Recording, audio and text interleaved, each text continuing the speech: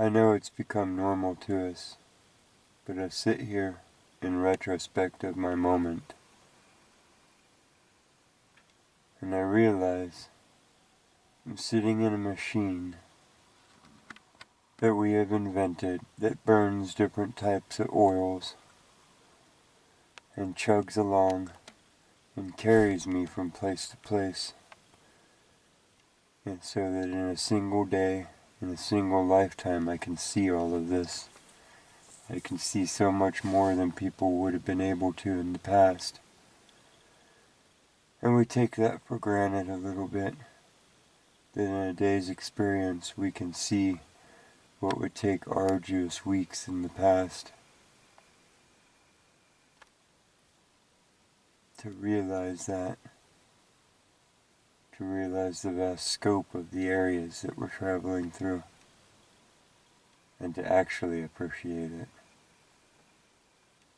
That for a very short time in all of history we've had this ability, and that I'm here now, and that I get to see it all, and that I get to share it with you. Well, welcome back to another Quest for Details. We spent the night above Goose Lake, south of Lakeview. That's where we are now. Parked at a pullout along Highway 395 in California in the United States.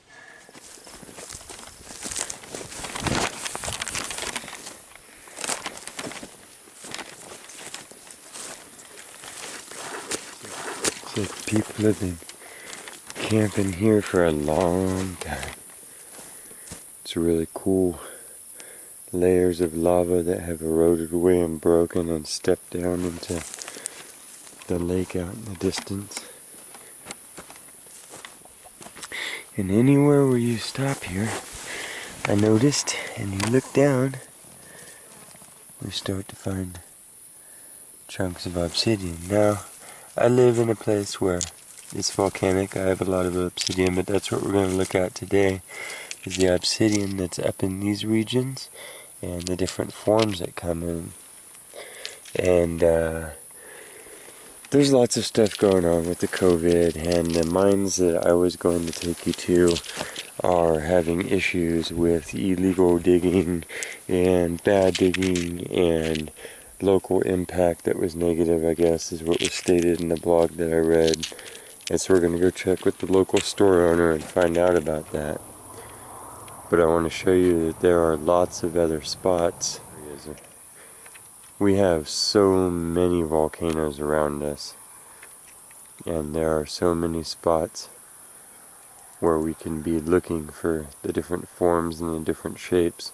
It's adding to that. So I'll show you how to spread yourselves out a little bit and look around, and that's part of any rush. You know, anytime a bunch of people get into something and they go somewhere, it can be, you know, it can have its negative parts to it. So let's spread ourselves out a little bit. Let's walk as lightly as we can, and let's be good ambassadors of all the things that we do, and not lose any more sites, because I've heard from old timers that half the sites have been shut down due to negative rockhounding practices taken.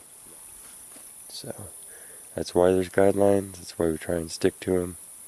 That's why we're going to wander around in our huge expanses of area and look for some stuff. And those rocks I didn't put there. And those rocks are not fresh, because when I moved that one and I moved that one, I saw that stain underneath it. Can you see that? It's been sitting there a long time. All the lichen died off and stuff. So some rockhound put that there way back. And yeah, we're just gonna slow down and look around the roadsides and stuff on our way down to the areas where we know where everything is, and then we'll ask there, get the local opinion, and we'll go with that. I have my East Wing rock hammer. These are the best. They're the most gentle on your hands. And I used the East Wing flat faces when I was doing sheetrock and stuff, so I was already friends with them.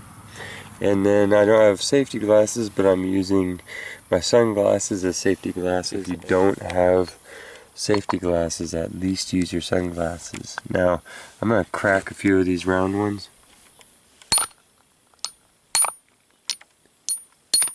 I was planning on cracking it. Round can be a very strong shape.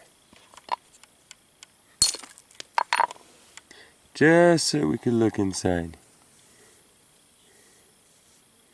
Just so I can show you how this is gem grade is what they call it.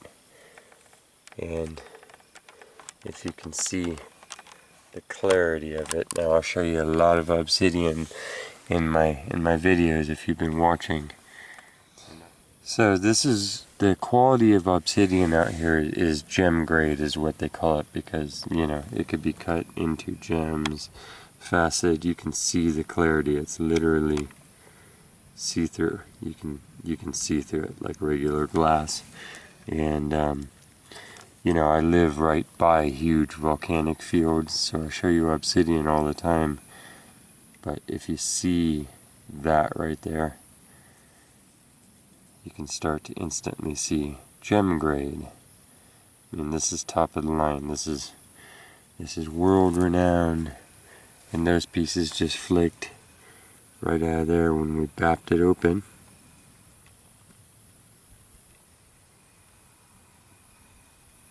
Yeah. And it instantly has little rainbows on the edges.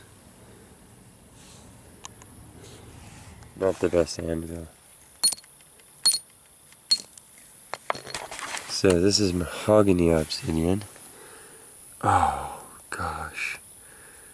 And it also is just, I would recommend gloves. You see the little shards of glass. You just want to be so careful doing this. But look at that. Wow, right? Wow.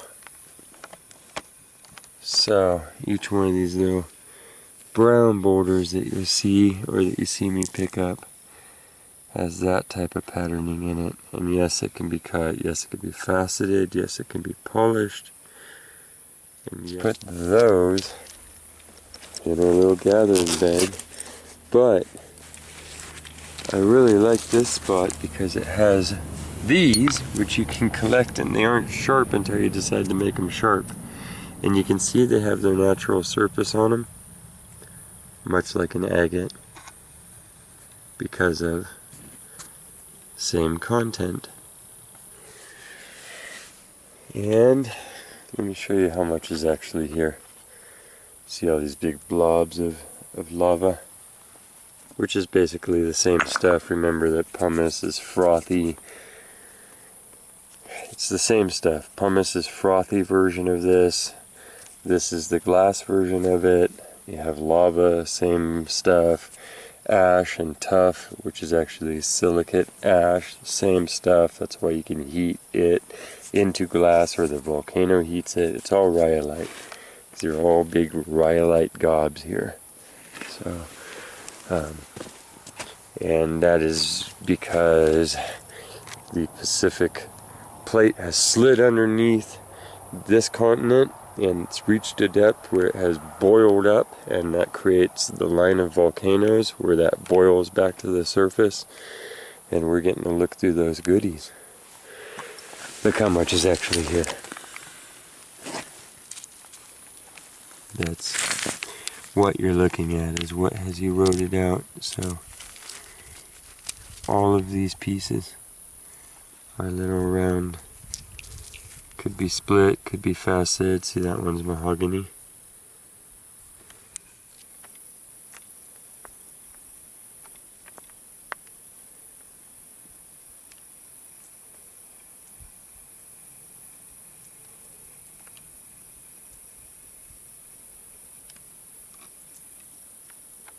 We're just going to try and take some examples of each, but you can see, look what's in the soil with them.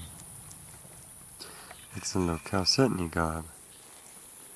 So, and these mahogany mixes are just beautiful. But look, the tears that are here are see-through.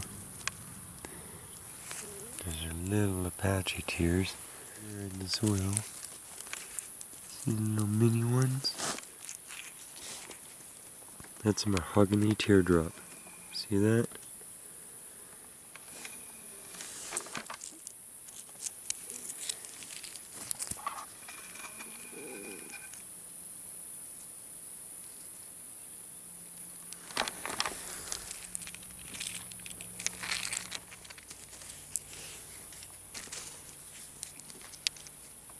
And this one, same pattern on the outside.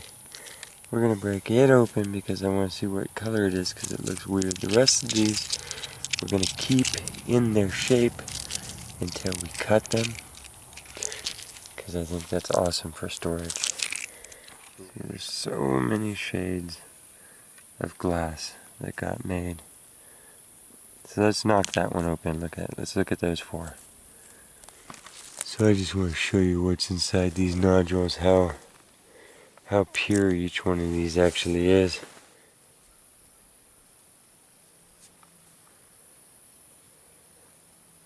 Do you see how see-through that is? How sharp, how clear, how clean. That's just beautiful stuff. Literally any piece of that could be cut into a gemstone. So it's confusing. I live on mountains of obsidian and I'm like, what do they mean by gemstone grade? Well, that it's gemstone grade. Wow. As in like clear heart perfection. That's just one of these boulders or pebbles. I just broke it open to see what was inside. And the gray.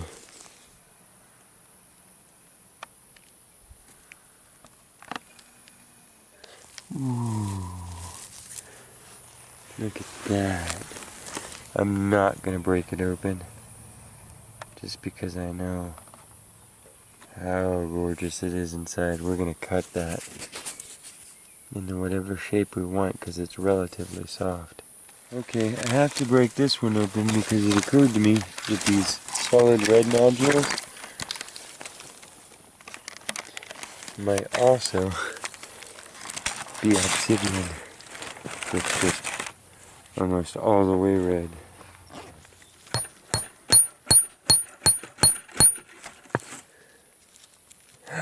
It is. It's just the other end of the spectrum.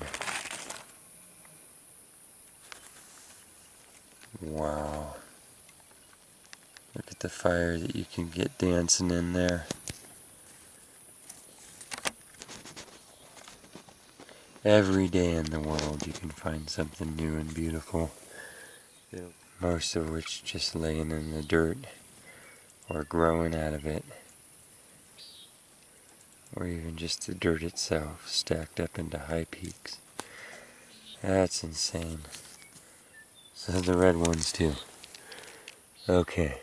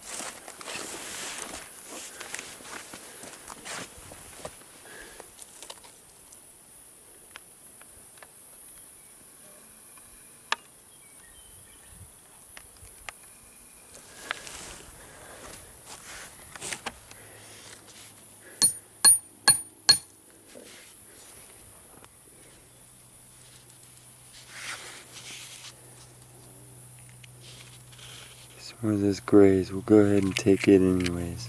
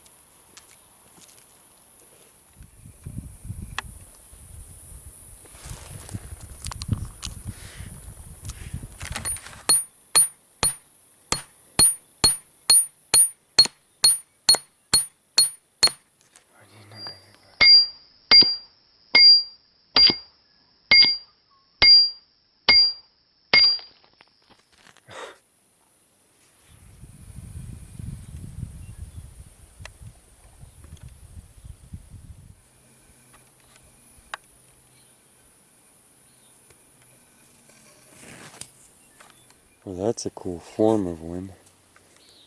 Look how long. That's pretty cool. It's like the pickle obsidian.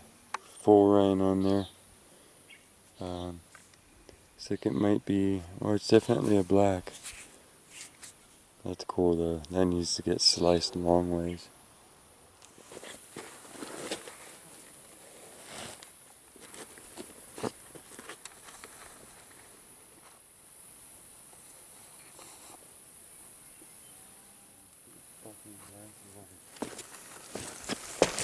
I'm really stoked about the natural shape of these.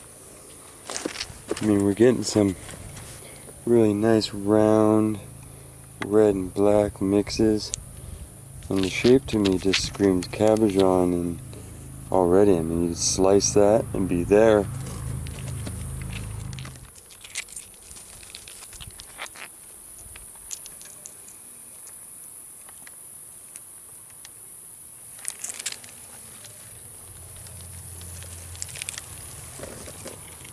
Okay, I'm just looking for my last little round nugs of red and black, and I'm sure we're gonna have a day filled with obsidian, but actually several days filled with obsidian because I'm out here on the road. Which reminds me, I'm posting lots of videos of lots of different cool adventures. I think they're cool. I hope you think they're cool. If you thought this was fun at all, be sure to hit the thumbs up button icon. It's a like, it shares. It shows everybody that you enjoyed the video, that they might want to check it out. It helps the Quest for Details grow and expand its audience. And if you subscribe, I truly appreciate the support. It is free. It is non-binding. It's just a subscription. And if you hit the little icon bell next to it, you will get notifications when I put a new video out, and you can choose to watch them or not, but you definitely won't miss them.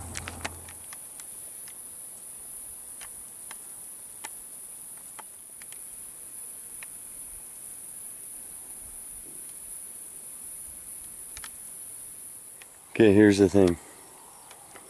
Just pop this out of here, because I'm not the first person that has sat here and realized, wow, look, you can look down on all the animals between here and the next volcano on Goose Lake.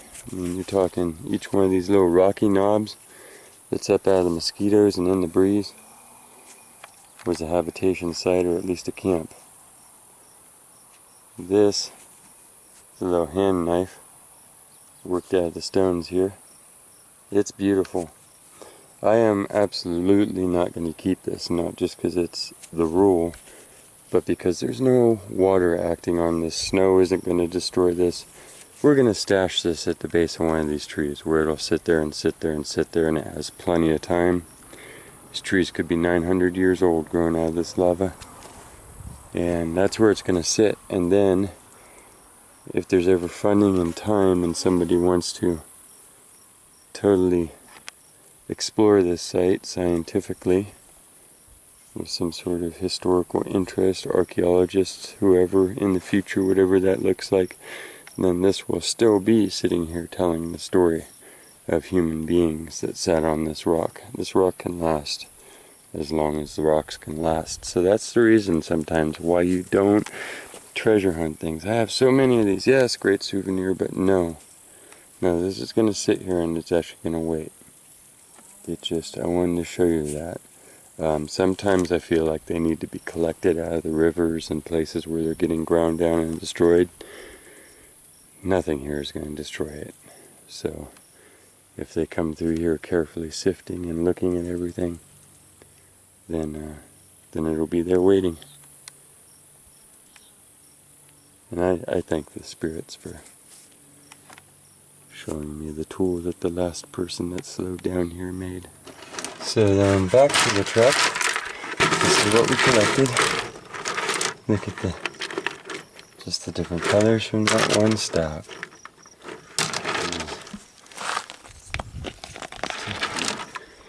To really show you.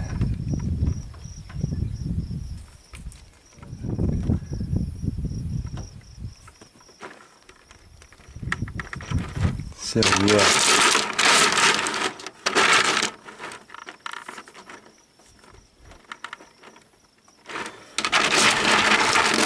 And the shapes, that's what I mean, we got lots of natural cab shapes to be sliced.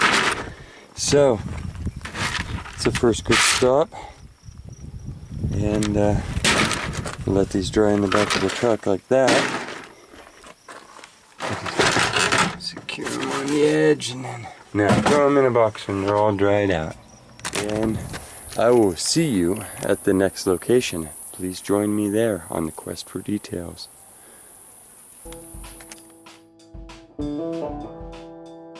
Thank you.